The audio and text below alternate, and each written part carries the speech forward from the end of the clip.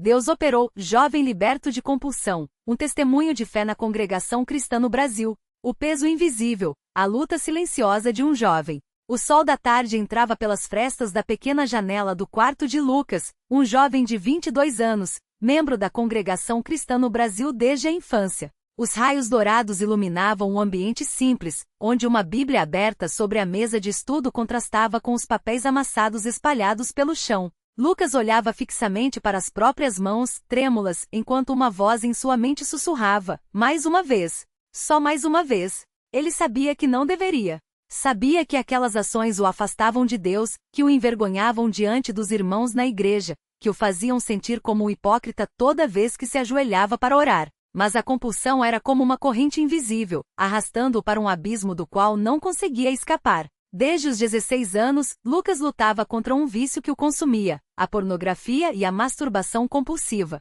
Não era apenas uma queda ocasional.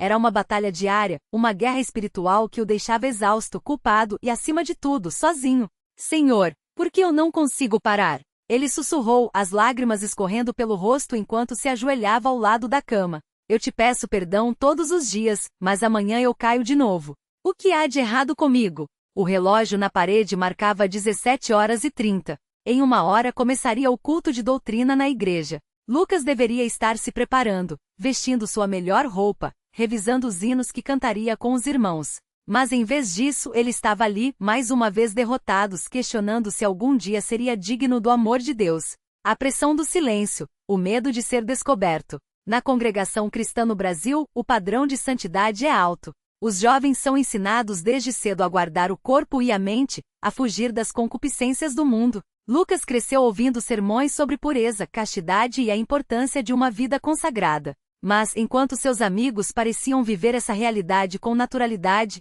ele se afogava em culpa. Irmão Lucas, tudo bem? Você parece cansado hoje. Perguntou o irmão Paulo, um dos anciãos, ao vê-lo entrar no templo com olheiras fundas e o olhar baixo. Estou bem, irmão. Só um pouco de cansaço do trabalho. Mentiu forçando um sorriso. O peso da hipocrisia era insuportável. Quantas vezes ele havia ouvido testemunhos de irmãos libertos de vícios, de alcoólatras que deixaram a bebida, de drogados que encontraram em Cristo a força para mudar. Por que ele não conseguia? Será que sua fé era fraca? Será que Deus o havia abandonado? No fundo, Lucas tinha medo de confessar. Medo do julgamento, do olhares de decepção, das murmurações. O que os irmãos vão pensar? Vão me ver como um pecador sem salvação. A vergonha o paralisava. A virada, o encontro que mudaria tudo. Foi numa quinta-feira de oração que tudo começou a mudar. O templo estava cheio, os hinos eram cantados com fervor e o irmão José, o pastor local, falava sobre a importância da confissão e do arrependimento sincero. Meus irmãos, Deus não olha para nossas quedas, mas para nosso coração. Se estamos verdadeiramente arrependidos, Ele nos levanta. Mas precisamos parar de esconder nossos pecados como Adão no Éden. Precisamos trazer tudo à luz, declarou o irmão com voz firme e cheia de unção. Lucas sentiu o coração acelerar. Era como se aquelas palavras fossem direcionadas apenas a ele. As mãos suavam, a respiração ficava curta. Será que é hora? Após o culto, enquanto os irmãos se cumprimentavam e compartilhavam palavras de edificação, Lucas se aproximou do irmão Mateus, um homem de cerca de 50 anos, conhecido por sua sabedoria e discipulado com os jovens. Irmão Mateus, posso falar com o senhor? Perguntou a voz trêmula. O irmão, percebendo sua angústia, o levou para um canto mais reservado do pátio da igreja. Claro, meu filho. O que está em seu coração? E então, pela primeira vez em 6 anos, Lucas quebrou o silêncio. A confissão, lágrimas de arrependimento. Irmão, eu tenho lutado contra um pecado. Um pecado que me domina há anos. Eu tento parar, eu oro, eu jejuo, mas eu caio de novo. Eu me sinto sujo. Eu me sinto indigno de estar aqui. As palavras saíam entre soluços.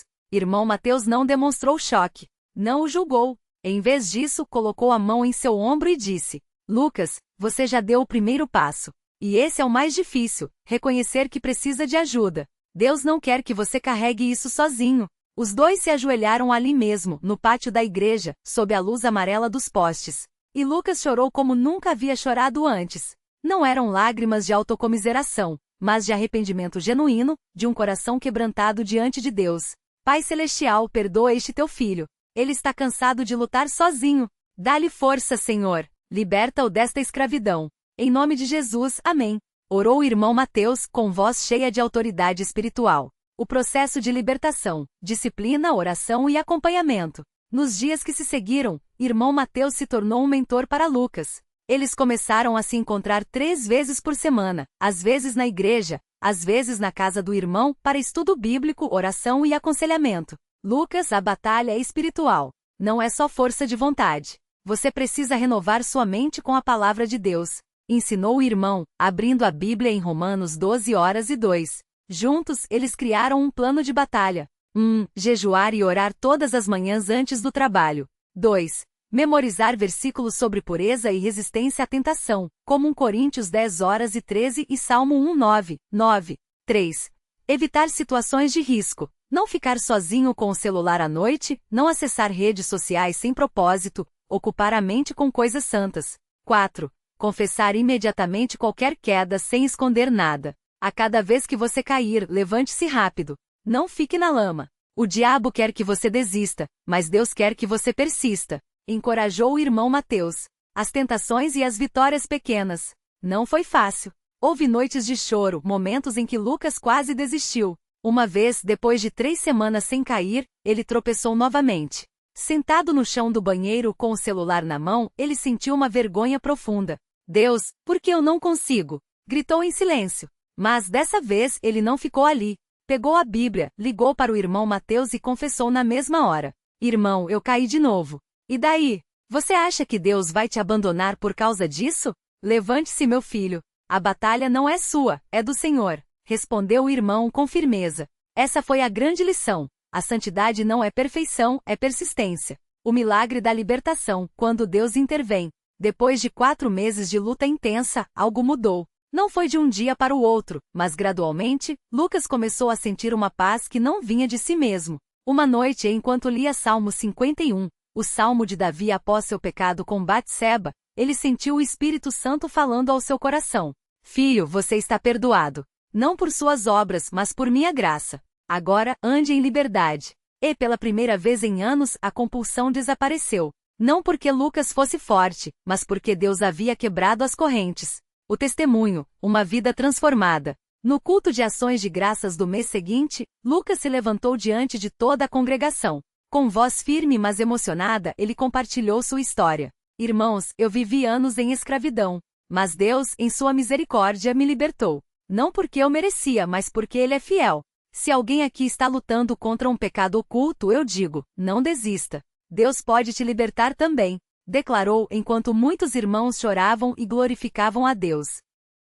Após o culto, vários jovens se aproximaram dele, confessando que também lutavam contra vícios, depressão e compulsões.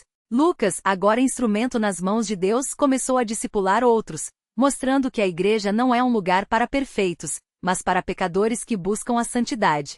A vida após a libertação, um novo propósito. Hoje, 2 anos depois, Lucas é um líder de jovens na congregação. Ele ajuda a organizar retiros de oração, ensina classes de doutrina e testemunha com ousadia do poder de Deus. Antes, eu tinha vergonha de olhar nos olhos dos irmãos. Hoje eu olho para eles e vejo irmãos em Cristo, que também lutam, que também caem, mas que, como eu, podem ser restaurados. Diz ele, com um sorriso que reflete a paz que só Jesus pode dar. Sua mãe, Irmã Maria, que tanto orou por ele, agora o vê pregar com unção, cantar com alegria e viver em liberdade. Meu filho estava morto, mas agora vive. Deus operou. Ela declara com lágrimas de gratidão. Lições para a igreja, quebrando o silêncio. A história de Lucas ensina algo fundamental para a congregação cristã no Brasil e para todas as igrejas. 1.